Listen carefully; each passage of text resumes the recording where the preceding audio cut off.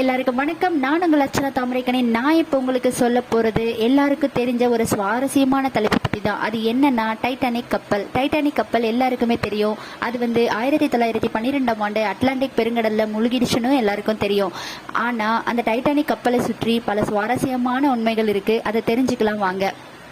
Titanic அந்த காலத்தின் மிகப்பெரிய கப்பலாக கொண்டாடப்பட்டது. இது 882 அடி நீளமும் 46,000 டன் எடையும் கொண்டது. இது ஒரு கப்பலாக மட்டும் பார்க்கப்படாமல் நவீன தொழில்நுட்பத்தின் சக்தியை உலகம் பார்க்க அனுமதித்த ஒரு முக்கிய அமைப்பாகவும் இருந்தது.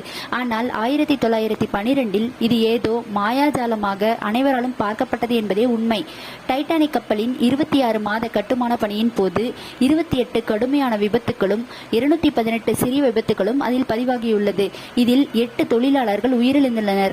இது அந்த நேரத்தில் எதிர்பார்த்ததை விட சிறிய எண்ணிக்கையாக இருந்தாலும் கப்பல் கடலில் இறங்குவதற்கு முன்னரே பல உயிர்களை காவு வாங்கியுள்ளது என்பதே உண்மை. டைட்டானிக் தனது முதல் பயணத்தில் மூழ்கியதால் ஒரு முழுமையான பயணத்தில் கூட தப்பிக்கவில்லை என்பதே உண்மை. சவுத்தாம்ப்டனில் இருந்து புறப்பட்ட கப்பல் உண்மையில் 4 நாட்கள் பயணத்தில் இருந்தபோது சோகம் நடந்தது. முழுமையாக முதல் பயணம் முடியும் முன்னரே கப்பல் மூழ்கி ஆயிரக்கணக்கான மக்களை கொன்றது.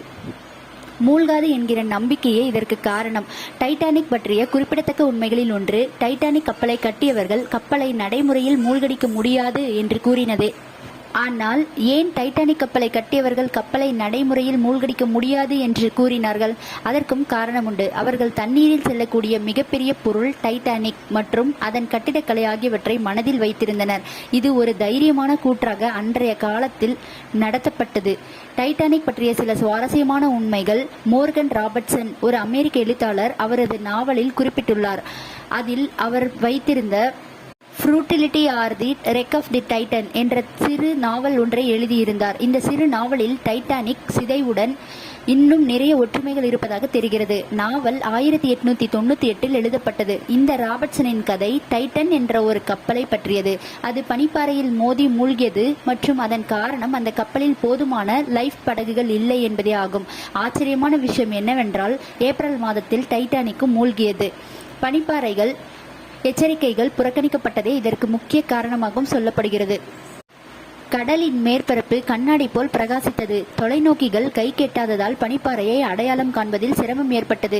கேப்டன் ஸ்மித் முன்னால் ஏதேனும் ஆபத்து இருந்தால் குழுவினர் எளிதில் செயல்பட முடியும் என்று நம்பினார். அதனால் முழு வேகத்தில் அதை இயக்கினார் என்றும் கூறப்பட்டாலும் அவர்கள் அதை பெரிதாக எடுத்துக்கொள்ளவில்லை என்பதே பல உயிர்கள் பிழைப்பதற்கும் கூறுகின்றனர். போதுமான அளவு லைஃப் படகுகள் இல்லாததும் இதற்கு ஒரு முக்கிய காரணம். 60 படகுகள் தேவைப்பட்ட இடத்தில் 20 உயிர்காக்கும் படகுகள் மட்டுமே இருந்தன. இந்த லைஃப் படகுகள் இல்லாததும் இதில் ஒரு முக்கிய காரணம். கேப்டன் எட்வர்ட் ஜே ஸ்மித் கப்பலை ஆய்வு செய்தார். ஆனால் லைஃப் போட் பயிற்சியை நடத்த புறக்கணித்தார் என்பது முற்றிலுமான உண்மை. டைட்டானிக் கப்பல் மூழ்குவது ஒருபோதும் நடக்காது என்று நினைத்திருந்த குழுவினர் அவசியத்தை கவனிக்காமல் விட்டுவிட்டனர். டைட்டானிக் பற்றிய சோகமான உண்மைகளில் இதுவும் ஒன்றாகவே சொல்லப்படுகிறது. டைட்டானிக் மிகுந்த ஆடம்பரமாக இருந்தது. அதன் அனுபவம் அலாதியாய் இருந்தது. டைட்டானிக் அந்த காலத்தில் மிகவும் செழுமையான அனுபவமாக இருந்ததால் டைட்டானிக்கில் முதல் வகுப்பு தொகுப்பிற்கு $1,700 முதல் $50,000 வரை செலவாகப்பட்டது.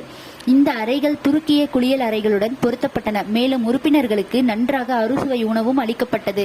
பேரழிவின் போது இசைக்குழு இசைப்பதை நிறுத்தவே இல்லை என்பதே முக்கியமான உண்மை. மக்கள் லைஃப் படகுகளை பயன்படுத்த அவசரப்பட்டு குதிக்க சொன்னபோது இசை அவர்களுக்கு குழப்பத்தில் நம்பிக்கை அளிக்கும் என்று இசைக்குழு தலைவர் நம்பினார். அதற்காக கடைசி வரை அவர்கள் வாசித்துக் கொண்டே இருந்தார்கள். டைட்டானிக் கப்பல் மூழ்கிய பொழுதும் ராயல் டின்னர் டைட்டானிக்கில் கொடுக்கப்பட்டதும் முக்கியமான சுவாரஸ்யமான உண்மை. கப்பல் மூழ்குவதற்கு முன்னர் கடைசியாக ராயல் டின்னர் டைட்டானிக் கப்பலில் முதல் தர மக்களுக்கு மட்டுமே வழங்கப்பட்டது.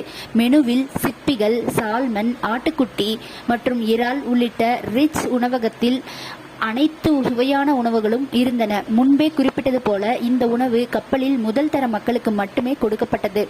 ஜான் ஹேக்கப் ஹாட்ஸ்டர் ஐவி அந்த நேரத்தில் டைட்டானிக் கப்பலில் ஏறிய பணக்காரர்களில் ஒருவர்.